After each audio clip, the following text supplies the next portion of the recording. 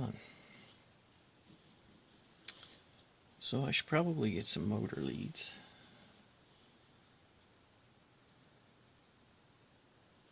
Red and gray. Let's find some wire here.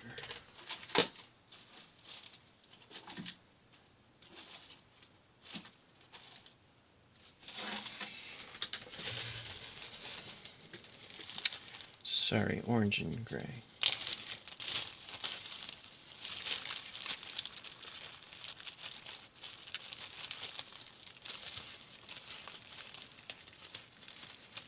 Oh, well, this is long enough wire for orange.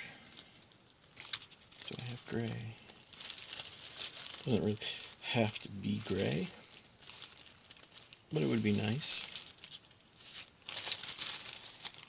just to be constant. There we are.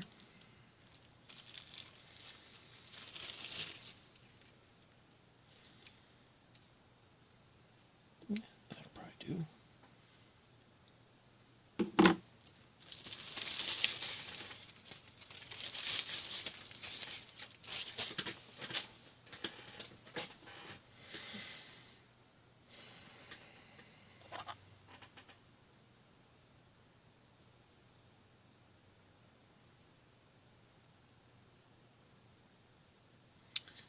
So this orange wire is actually a single wire, not stranded wire,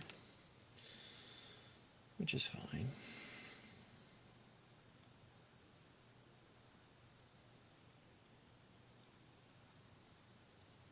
It's not as flexible, but it's thin enough that it'll work and not give me grief.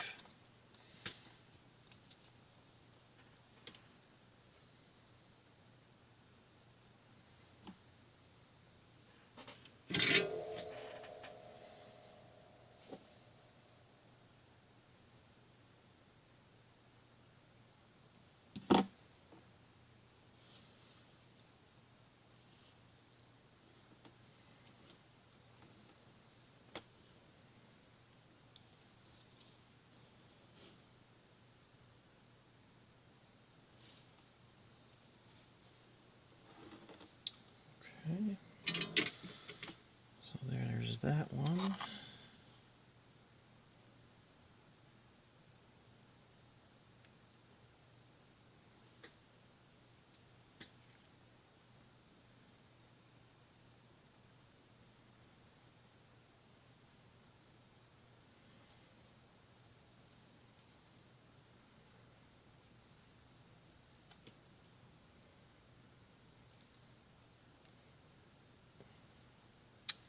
Oh, that didn't go all the way through. There, let's try that. Come on.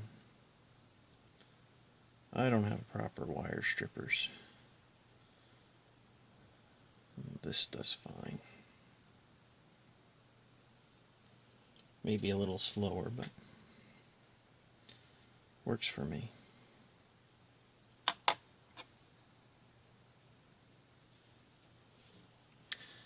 Now I know that this flux is zinc, what is it, zinc chloride or something like that.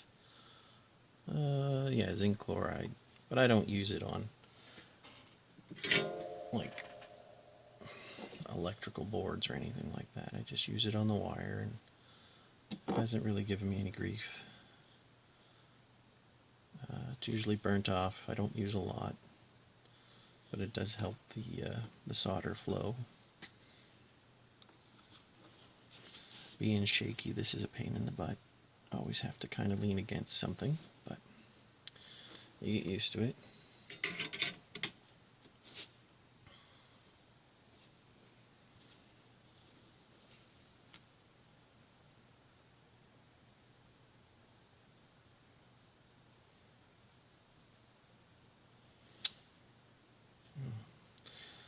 I should have tinned that.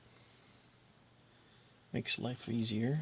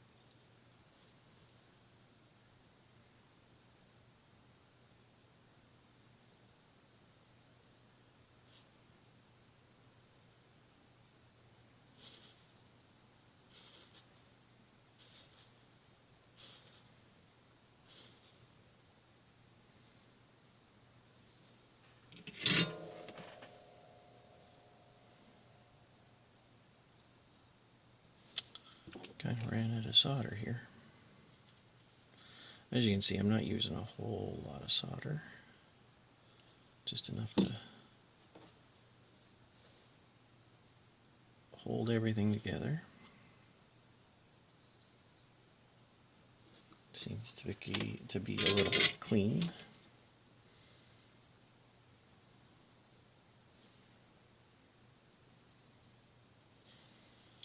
We just slide that over the two wires.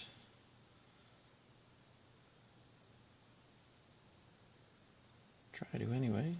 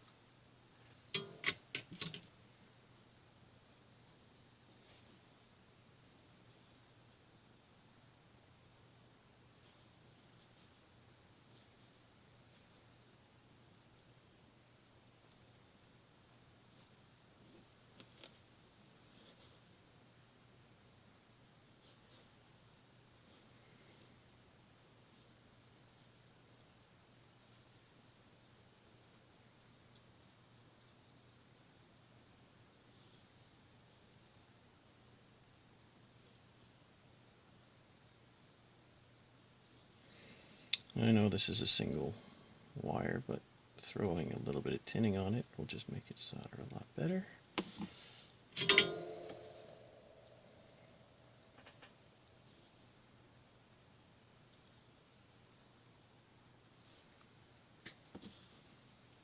this ready for the next little bit.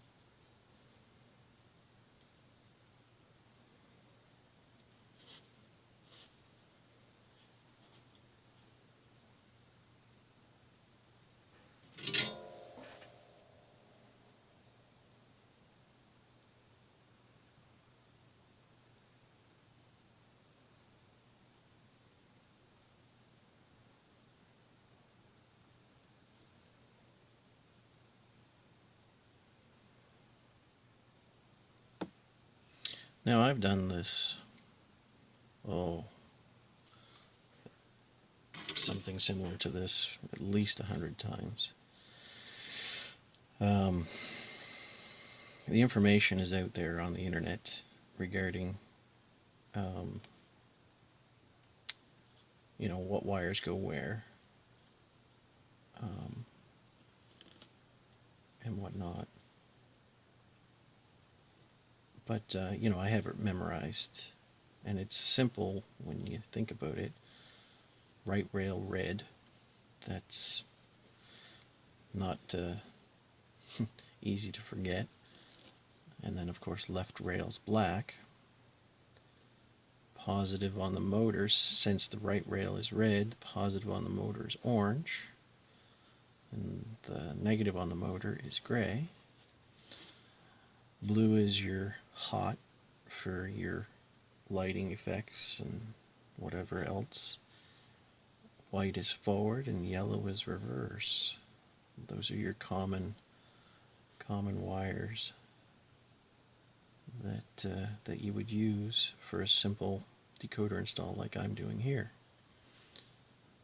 Green, brown, and others are, function leads that require the blue common for the power.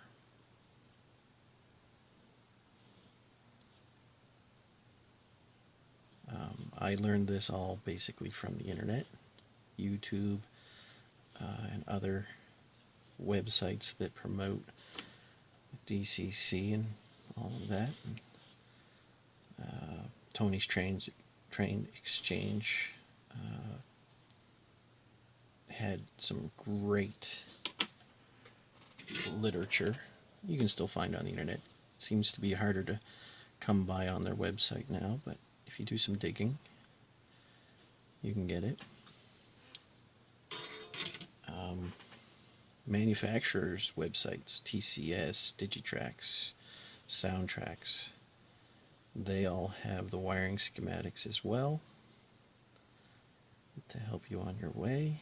All of that's the stuff that I did the research on and then practiced the installations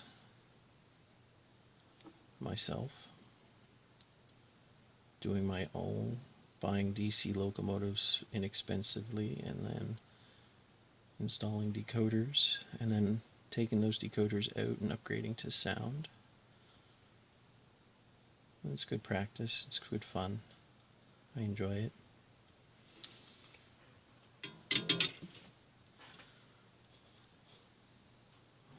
Now if I were to switch this incandescent light bulb out with LEDs, the polarity of the light would matter, because LEDs only have the electricity flow in one direction. But since this is an incandescent light bulb, I'm not concerned positive and negative.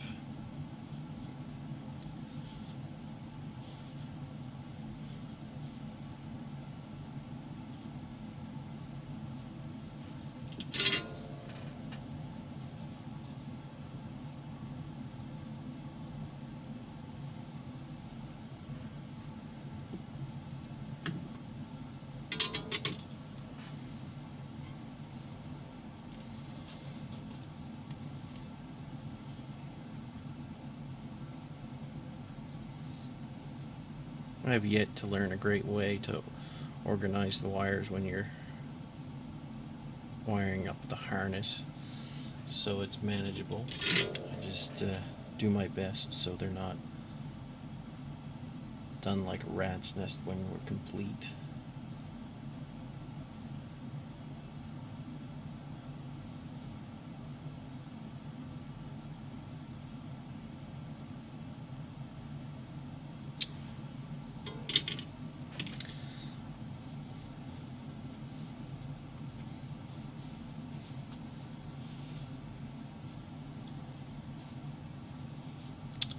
So I'll get a little bit of electrical tape, just kind of tidy those up.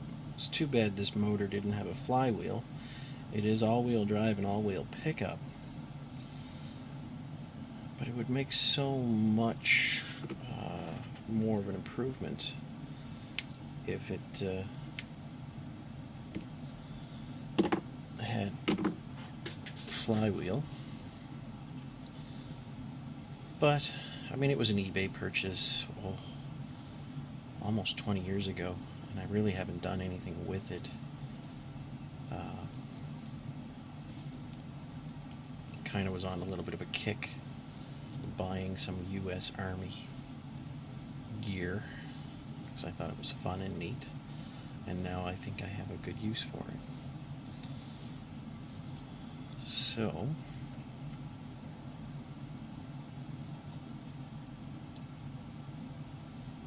never really intended it to be like a show attraction, but we're gonna make it one.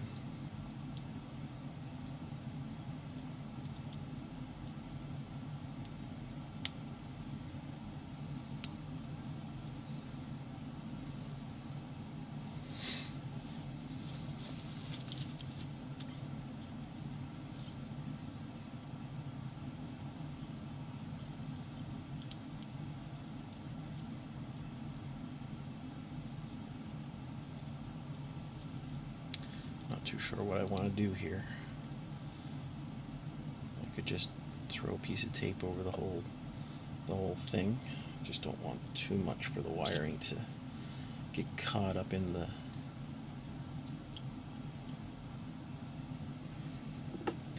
drive shafts. Don't need any unintentional noise.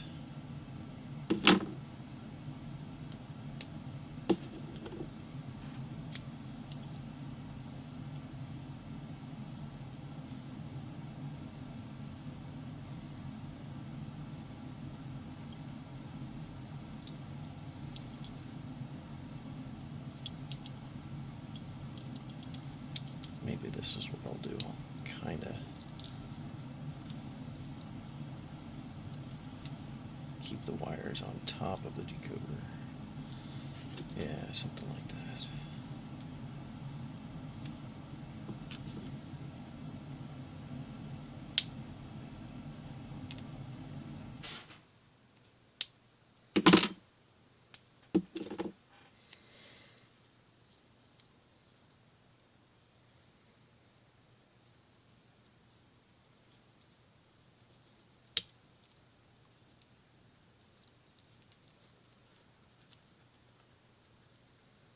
There.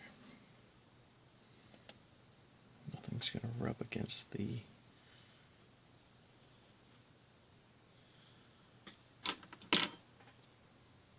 drive shafts. Well, let's just hope I can put this back on without it really giving me grief.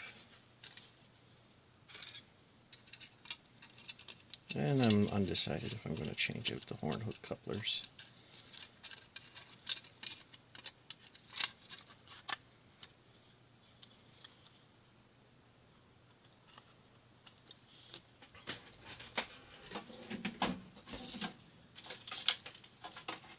And if you don't know, this is a neat little trick to get these shells on and off, so you don't have to worry about your fingernails or anything like that. It's plastic, so it shouldn't mark things up too much either. So there it is, all installed. I am going to pause for a moment, clean things up, and set up the test track. Alright, so repositioned, got my track set up, all hooked up. This thing to roll. Turn on the track power. Loco 113, enter. Headlight. Ooh, we've got light. Now in the testing when this was DC, there's noise, track noise, gear noise, motor noise. Let's see how well it goes.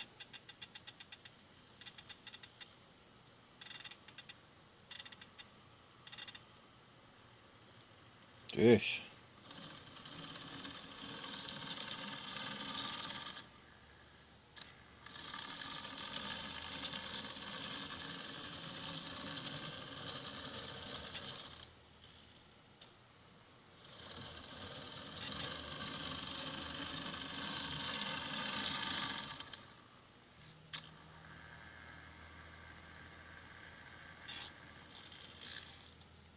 Yeah.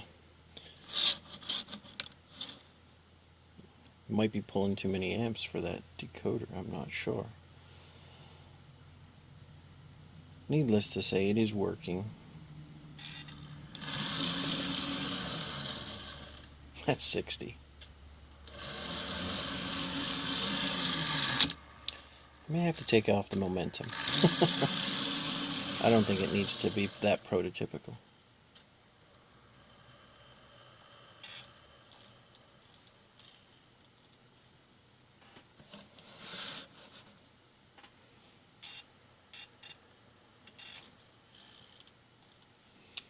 Alright, anyway, it's working.